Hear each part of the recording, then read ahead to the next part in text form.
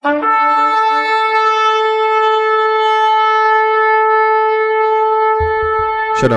bienvenue pour cette nouvelle vidéo. Aujourd'hui, je vais parler de l'hindouisme, qui est une religion satanique et démoniaque. Rien que par la photo de la vidéo, je vous ai mis plusieurs images qui sont tout simplement monstrueuses. Ça représente bien la religion hindoue. Quand j'ai fait toutes mes recherches sur l'hindouisme, j'ai remarqué qu'il y a plus de démons que de dieux ou de déesses.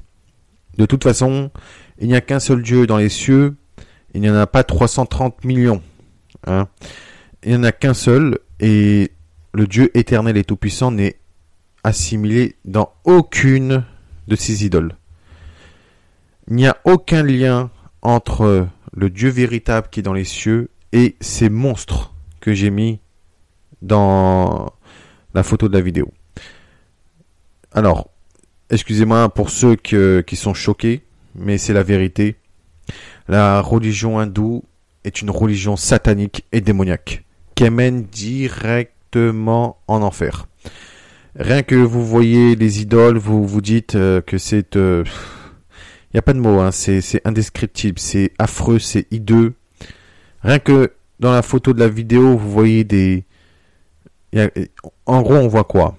Tête coupée, un lion, un lion qui déchiquette que des personnes, un gros cobra énorme, une démone avec des gros yeux globuleux qui ressort, des yeux de fou, un dieu avec une tête d'éléphant...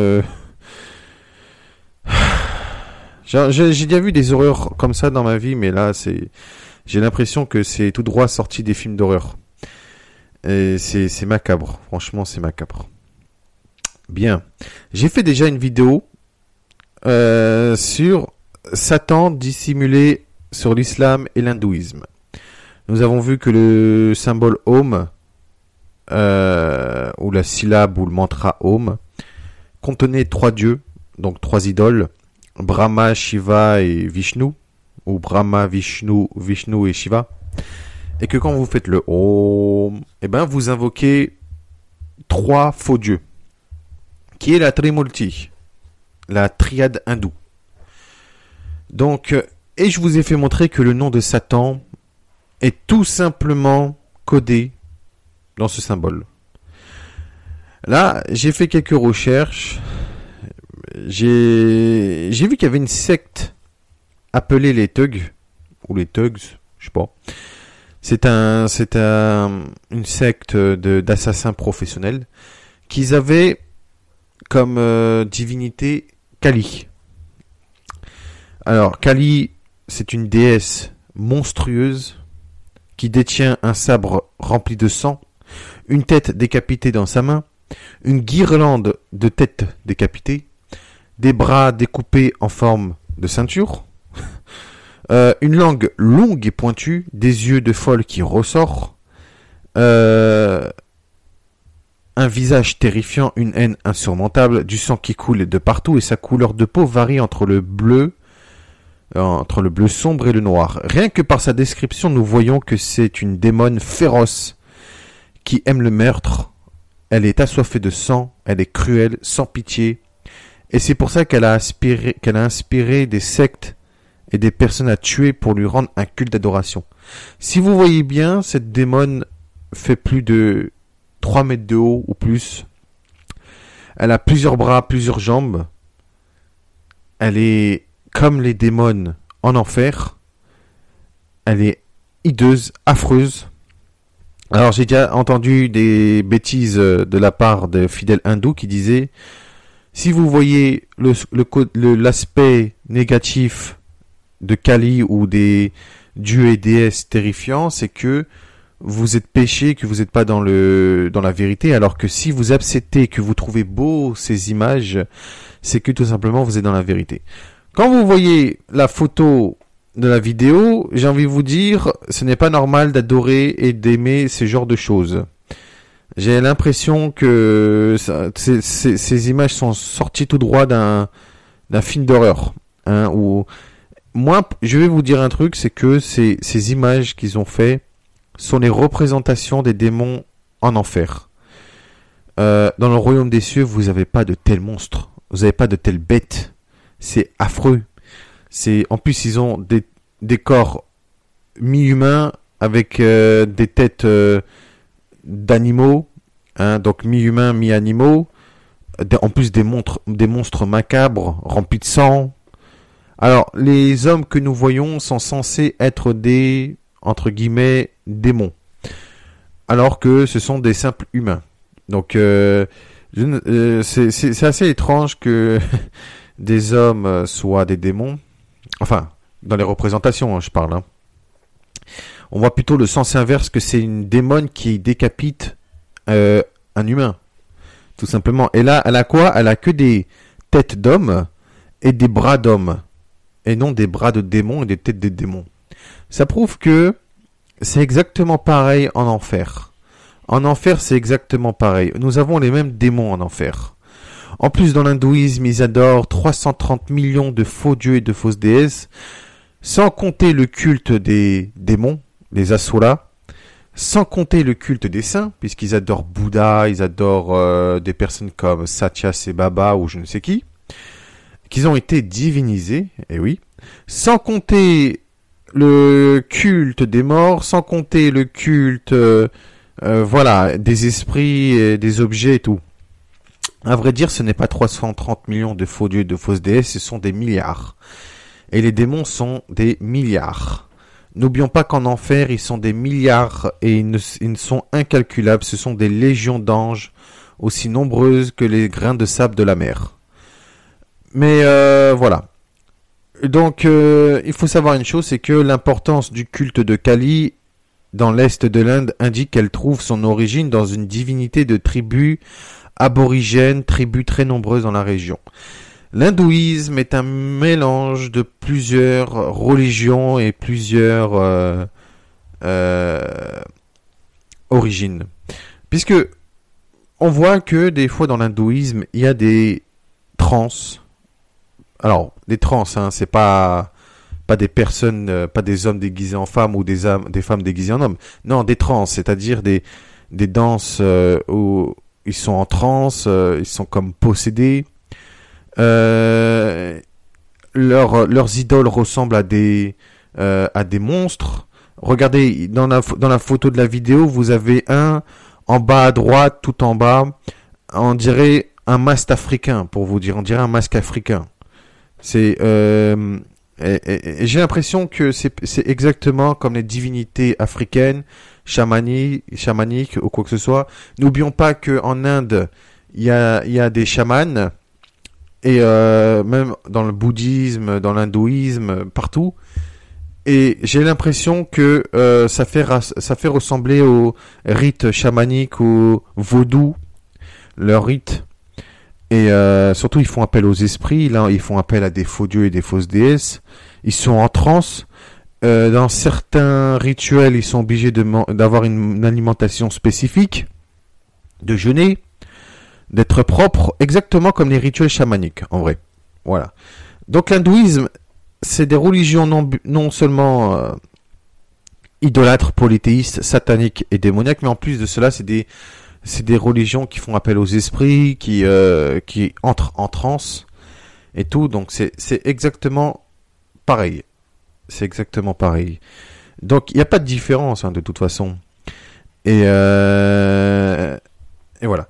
Donc, ensuite, selon la secte des Thugs, ou des Thugs, enfin je sais pas, Thug ou Thug, voilà, Thug, en plus ils étaient appelés des voyous aussi également, donc Thug en anglais c'est voyous, donc selon la secte des Thugs ou des Thugs, je sais pas, secte active en Inde du XIIIe siècle au XIXe siècle, dès l'apparition du monde, selon leur tradition, Kali aurait combattu un démon gigantesque qui aurait infecté la terre et qui aurait détruit la communauté Arya, noble en sanskrit.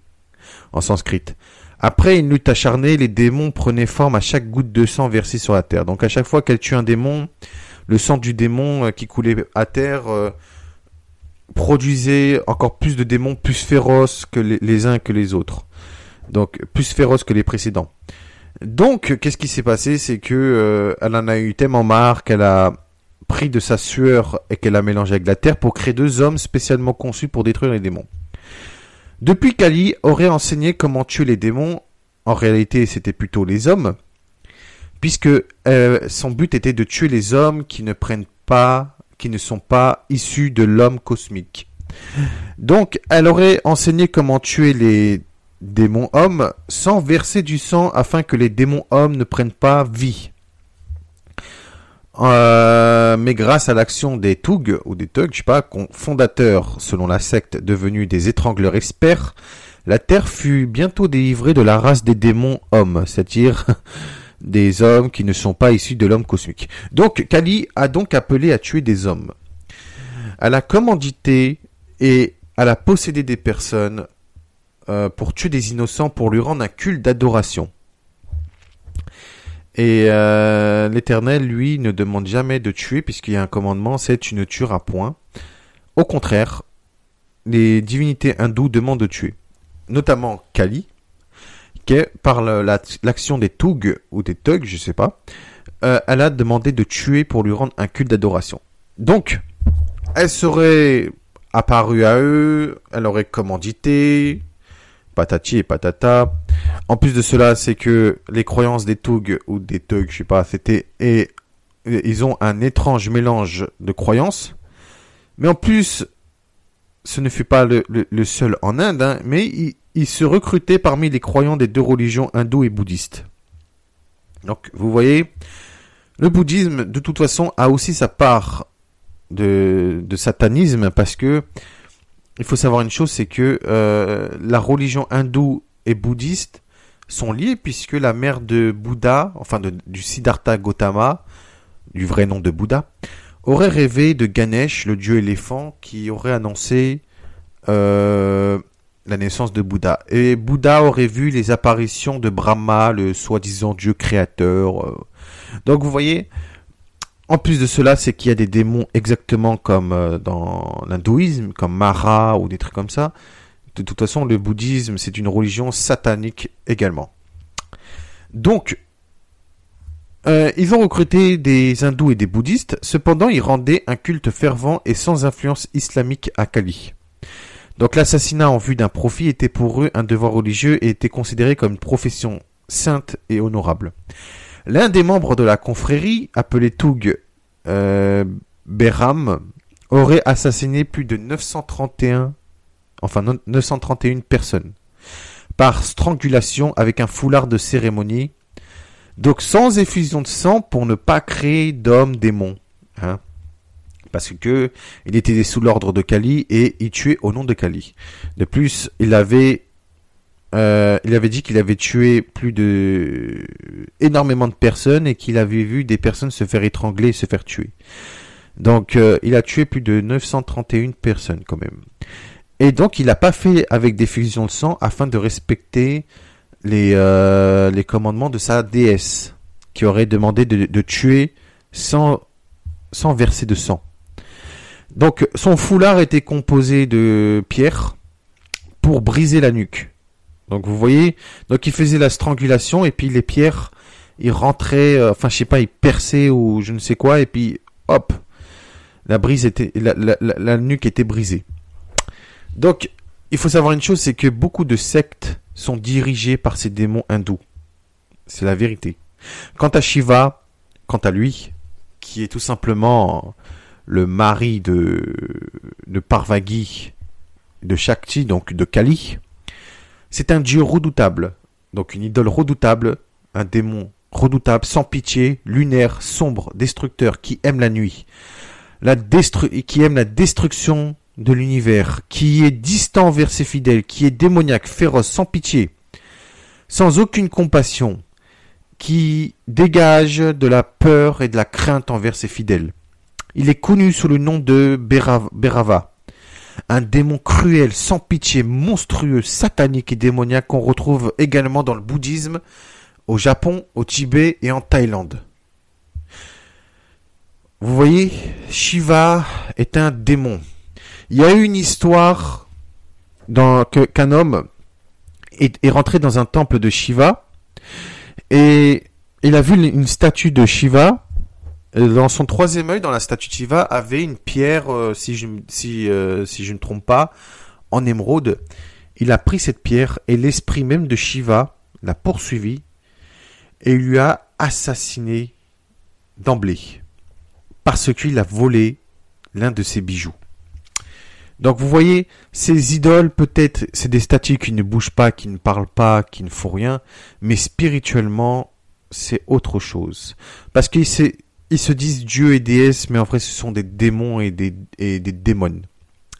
En plus, pas n'importe lesquels, mais des démoniaques, des hauts rangs. Parce qu'il y a plusieurs rangs dans les démons. Il y a les plus faibles jusqu'aux plus tenaces et les plus horribles. Et Satan, lui, fait partie du dernier rang, c'est-à-dire le plus monstrueux. Donc, vous voyez, nous retrouvons également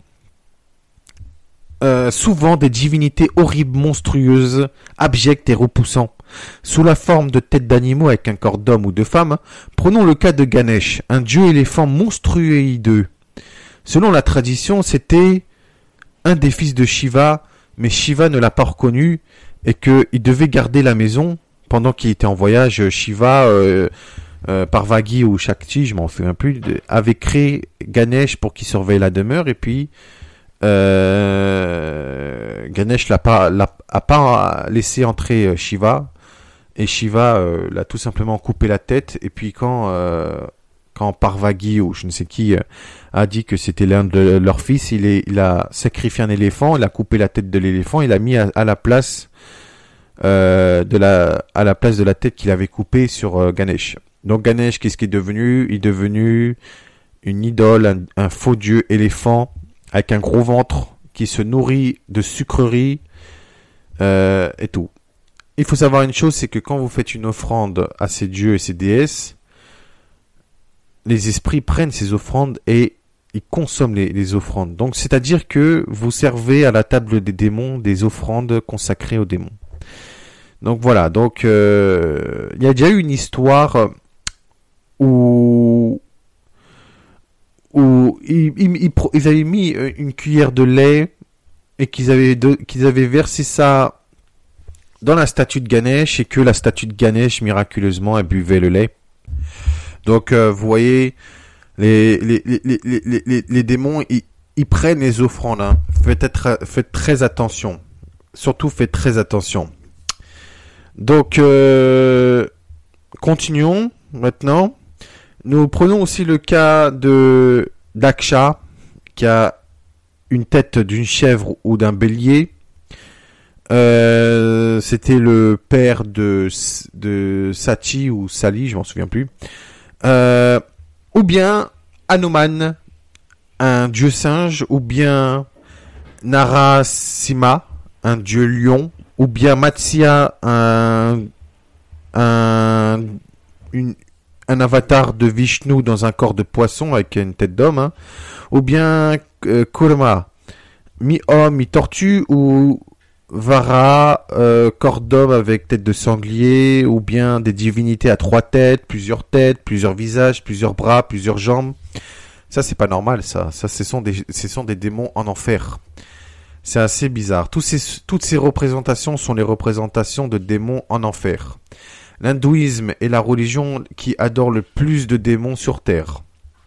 Il y avait des religions polythéistes comme la Rome antique, la Grèce antique.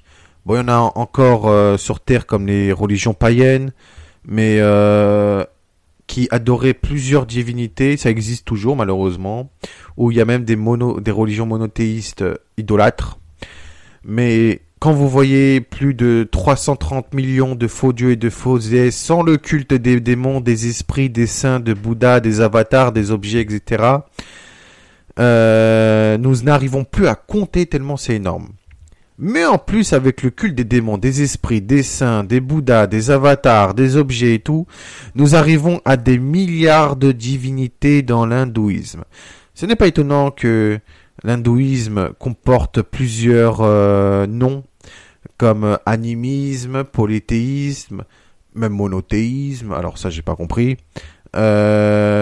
Théiste, non théiste. Oh, ils ont tous les noms. Franchement, ils ont tous les noms. Donc, en plus, ils adorent les Asuras. Les Asuras sont des êtres démoniaques qui sont malgré eux adorés comme des dieux. Des êtres démoniaques et dévastateurs qui détruisent la terre, mais ils sont adorés, ils sont invoqués. Donc vous voyez, dans les trucs, dans les Védas ou dans les textes hindous, ils montrent que les divinités combattent les démons, mais en même temps, les démons sont adorés comme des dieux.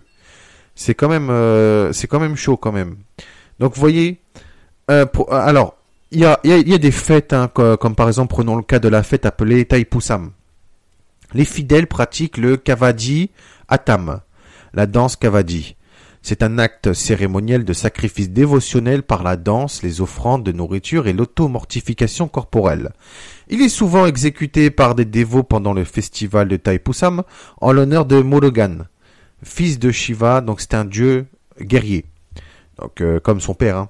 Hein. Les fidèles entrent en transe. Les dieux et les déesses, donc les démons et les démoniaques, prennent possession des fidèles. Puis, avec la fatigue, le jeûne, les danses et les prières, placent le pénitent dans un état d'insensibilité physique, d'ivresse totale, ce qui lui permet de s'imposer des tortures volontaires sans douleur. Et ce mépris du physique tend à donner la seule importance à l'âme dont le corps n'est que le réceptacle. Les fidèles pénitents purs et durs s'enfoncent de longues lances à travers les joues, la langue, mais aussi des aiguilles épais dans la langue, ou encore ils se plantent d'innombrables crochets, et même des crochets à viande pour vous dire, dans le torse et dans le dos, au bout duquel des citrons verts, symboles de pureté, sont fixés. D'autres portent le kavadi, donc c'est soutenu par de longues tiges métalliques décorées de guirlandes multicolores et de photos de Murugan qui s'enfoncent dans le corps. En plus de cela, c'est que grâce aux crochets, surtout les crochets de viande sur le dos, ils mettent ça avec des cordes et dans un char hindou pour que le fidèle ou la fidèle déplace avec son dos. Donc vous voyez la peau, elle s'étire. Il doit porter le char et il doit rouler avec.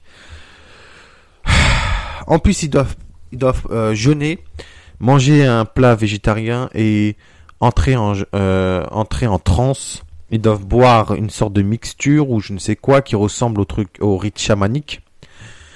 Donc c'est un petit peu choquant de voir les images comme ça puisqu'il y a du sang partout et tout.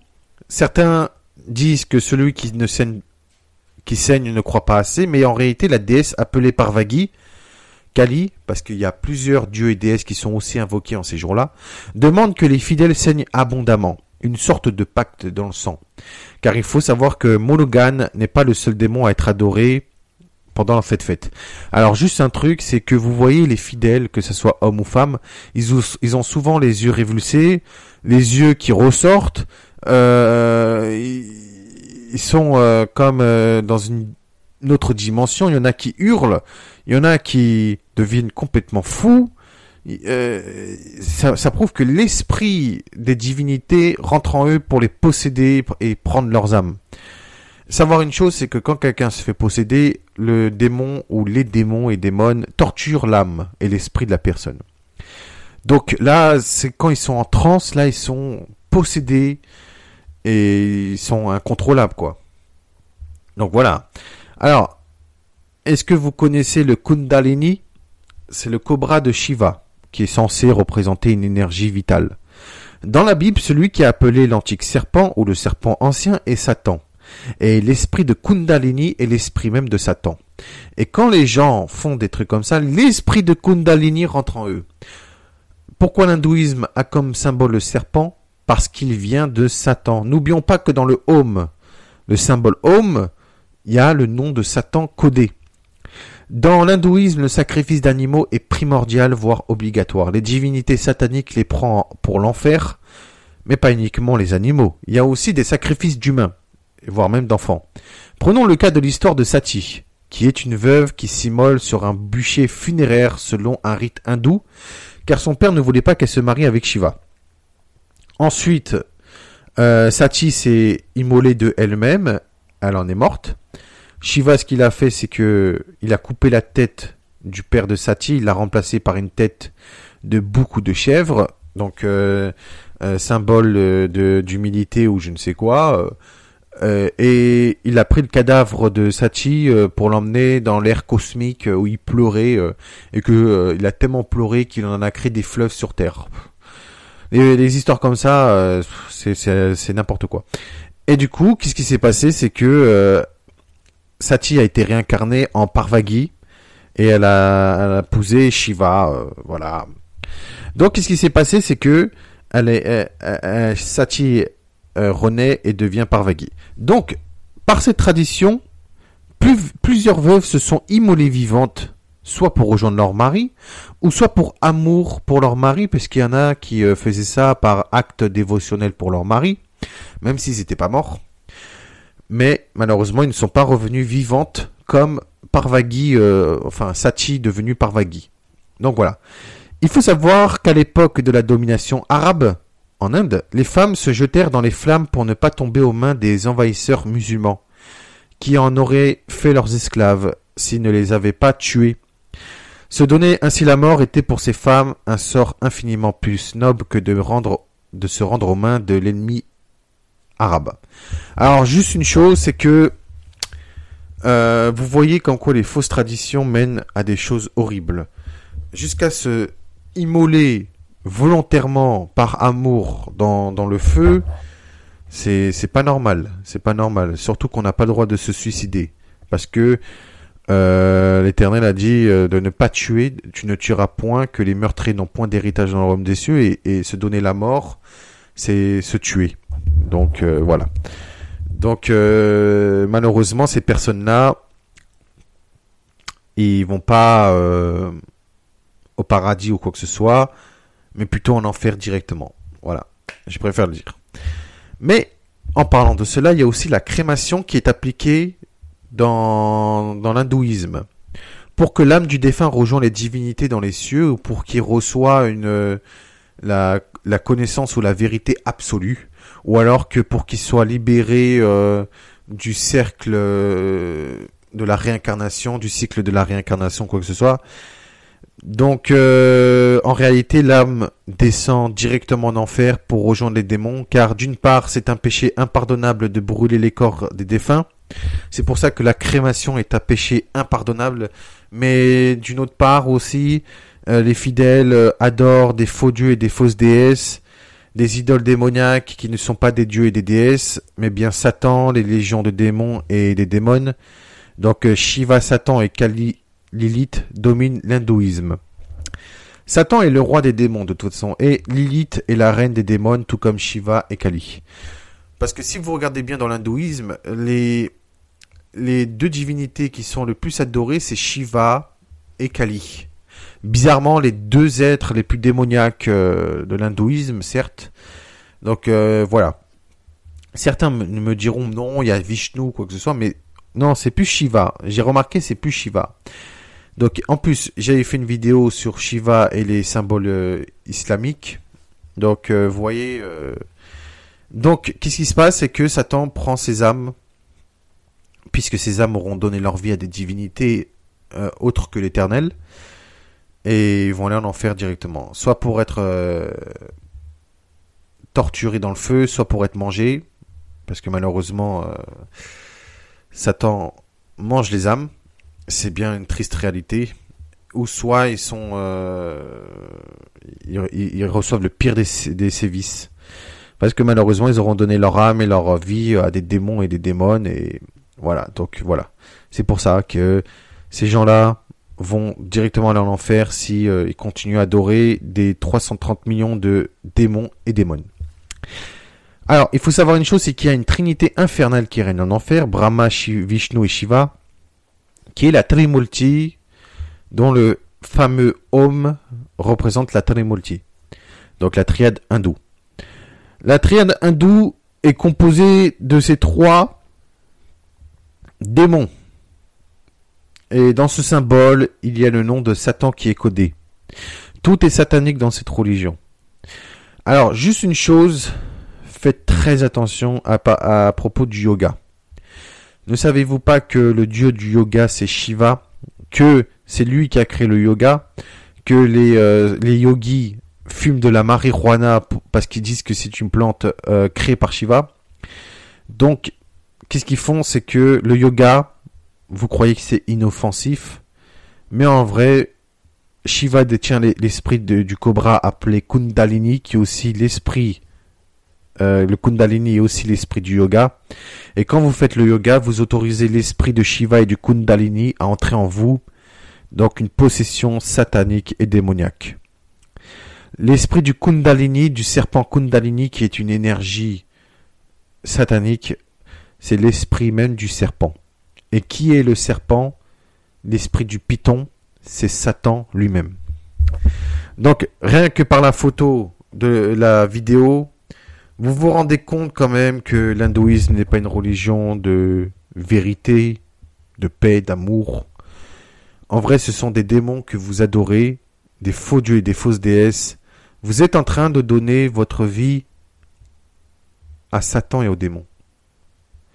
C'est pour ça, mes amis, abandonnez cette religion hindoue. Elle vous mènera directement en enfer. En plus, selon la tradition, il est écrit que dans les représentations, les hommes sont représentés comme des démons et les monstres sous forme de divinité sont représentés par des dieux ou des déesses, alors que c'est le sens inverse. Là, on voit que les monstres décapitent et tuent des humains. C'est exactement ce qu'ils feront en enfer. Ils vous couperont vos têtes, vos membres et tout. Et en plus, vous serez vivant, puisque c'est le corps et l'âme qui vont en enfer directement. Malheureusement, quand vous mourrez, si vous êtes dans l'hindouisme et que vous mourrez, même si vous n'êtes pas dans l'hindouisme et que vous êtes avec cette religion, quand vous mourrez, vous verrez ces divinités en enfer, qui sont rien d'autre que des démons, légions comme ils sont, et ils vous accueilleront pour vous faire subir le pire des sévices, et le pire des tortures, et le pire des atrocités pour l'éternité. Voilà les amis. À très bientôt, je vous dis shalom. Maintenant vous savez que cette religion est une religion satanique et démoniaque. Shalom.